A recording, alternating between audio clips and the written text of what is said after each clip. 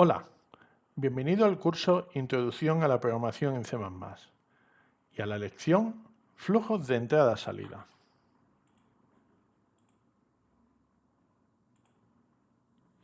Dentro de esta lección vamos a comenzar con una introducción y posteriormente hablaremos de archivos, de la gestión de errores de entrada-salida, de la entrada-salida definida por el usuario, los formatos de entrada-salida y por último de la manipulación de archivos. Comencemos.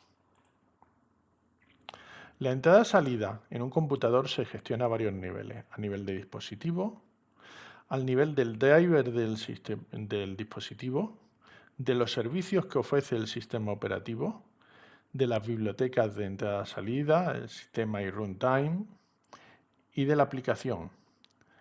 C++ ofrece una biblioteca propia de entrada-salida. Es una biblioteca que es distinta de interfaces específicas de distintas plataformas, como podría ser POSIX o Win32.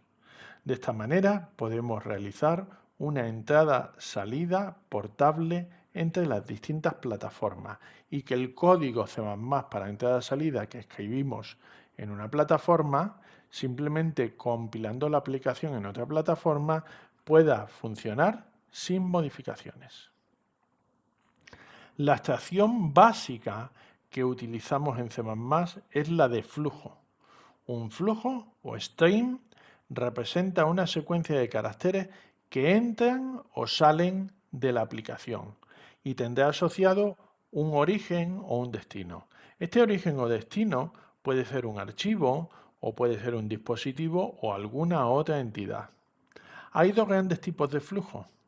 Los flujos de salida, conocidos como OStream, de Output Stream, que son flujos que transforman valores de un tipo determinado en secuencias de caracteres y envía esta secuencia de caracteres al destino asociado al flujo. Y los flujos de entradas o eStream, Input Stream, que transforman secuencias de caracteres que proceden de un origen, este origen puede ser otra vez un archivo o un dispositivo o el teclado, en valores de un determinado tipo. Un flujo tiene internamente asociado un buffer. Un buffer no es nada más que una secuencia limitada de caracteres que actúa como memoria intermedia. Veamos ahora la idea de archivo. Dentro de la biblioteca de C++ existen tipos que representan flujos para archivos. Cuando nosotros queremos escribir en un archivo, utilizaremos un OFStream. Un OFStream es un flujo de salida para escribir en un fichero. Igualmente, un IFStream es un flujo de entrada para leer de un fichero. Cuando yo quiero construir un objeto de estos tipos, tendré que suministrar como mínimo el nombre del archivo en el que queremos escribir o el nombre del archivo del que queremos leer. De esta manera, OFStream fsalida, salida.txt, abre el archivo salida.txt para escritura y ifstream fentrada, entrada.txt, abre el archivo entrada.txt para lectura. Cuando el objeto sale del alcance, el archivo se cierra automáticamente. Cuando se cierra el archivo, se vacía el buffer asociado. Si tengo datos intermedios, estos datos se van a volcar en ese momento. Los flujos de archivo aceptan el operador admiración para comprobar si el estado es correcto o no. De manera que después de utilizar una variable de tipo flujo es muy típico decir if no flujo, si la admiración la vamos a leer como not, si no flujo, significa que hay un error. Otra manera de comprobar errores es en las propias operaciones de lectura. Cuando yo leo un flujo en una variable, esta propia expresión se puede colocar en una condición y será verdadera si el estado del flujo después de realizar la operación de lectura es correcto. Es decir, si no ha habido ningún error. De manera que para leer un fichero hasta el final puede hacer while flujo mayor que x, mayor que x, leemos en x, procesamos x.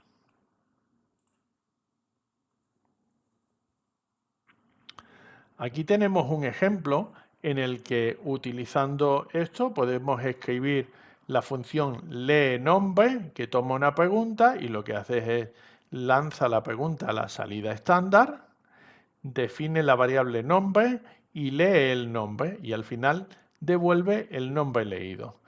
A continuación escribimos una función filter que toma dos ficheros, un fichero de entrada y un fichero de salida. Y fijaros que lo que hace es definir una variable entera x y mientras el fichero de entrada leemos un valor entero sobre el fichero de entrada y mientras esto tiene éxito, si el número leído es mayor que 0, se escribe en el fichero de salida. De esta manera, teniendo dos ficheros, uno de entrada y uno de salida, copia en el fichero de salida los números enteros que son mayores que 0. Y luego tenemos el programa principal. Tenemos aquí la variable nombre_entrada, que es igual a leeNumber archivo de entrada. Os recuerdo que leeNumber, entonces escribirá el mensaje y esperará que el usuario teclee un nombre.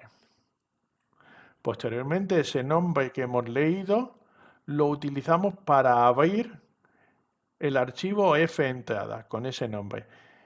Y a continuación ponemos if not fentrada. Si la operación de apertura del archivo de entrada ha tenido algún problema, entraremos por el if de que ha habido un problema y escribimos en la salida de errores no se puede abrir y el nombre del archivo que habíamos intentado abrir y nos salimos devolviendo el código de error -1. A continuación hacemos algo parecido para el archivo de salida. De esta manera, si llegamos aquí, será porque hemos podido abrir el archivo de entrada fentrada y el archivo de salida fsalida para escritura. Y a continuación empezaremos a leer, utilizando la función filter, números enteros del archivo de entrada y los que sean mayores que 0 los escribiremos en el archivo de salida hasta que lleguemos al final de fichero o haya un error en la entrada.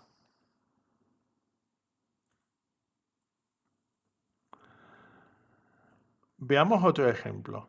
Tengo un archivo con la ruta de un vehículo y cada línea contiene una marca de tiempo ascendiente en segundos con una posición del vehículo mediante un par de valores X e Y. Y queremos calcular la distancia recorrida, el tiempo empleado y la velocidad media. Pues para esto vamos a definir un tipo de datos posición y cada posición tiene una marca de tiempo como un número en doble precisión y las coordenadas X e Y. Tenemos un constructor que nos permite construir una posición con la marca de tiempo y las coordenadas X e Y y que inicializa los parámetros tiempo X e Y. Y tenemos una función distancia marcada como noDiscard que me permite calcular la distancia de la posición actual a otra posición Q. La implementación de esta función será calcular el delta de x, x menos qx, el delta de y, y menos qy, y a continuación devolveremos la raíz cuadrada del cuadrado delta x más el cuadrado delta y.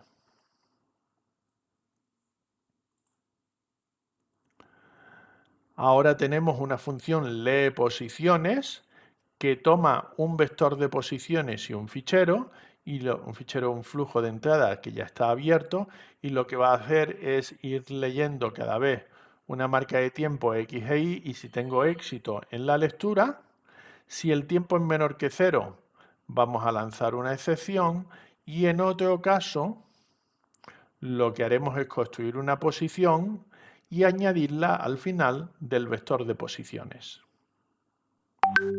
Para imprimir estadísticas tomamos un vector de posiciones y vamos a tener inicialmente una variable distancia iniciada a 0 y un tiempo iniciado a 0. Y para cada posición en el vector de posiciones, lo que vamos a hacer es ir sumando la distancia de esta posición a la posición anterior y el tiempo como la diferencia entre el tiempo actual y el anterior. De esta manera, al final de este bucle, vamos a tener una suma de todas las distancias y una suma de todos los incrementos de tiempos. Posteriormente, imprimimos la distancia e imprimimos el tiempo. Si el tiempo es mayor que 0, que debería serlo, al final puedo imprimir la velocidad como distancia dividida entre tiempo. Por último, el programa principal lo que va a preguntar es un nombre de archivo, va a abrir el archivo para lectura, terminará de forma inesperada si no puede abrir el archivo y a continuación definimos un vector de posiciones y se lee las posiciones del fichero de ruta y luego se imprimen las estadísticas.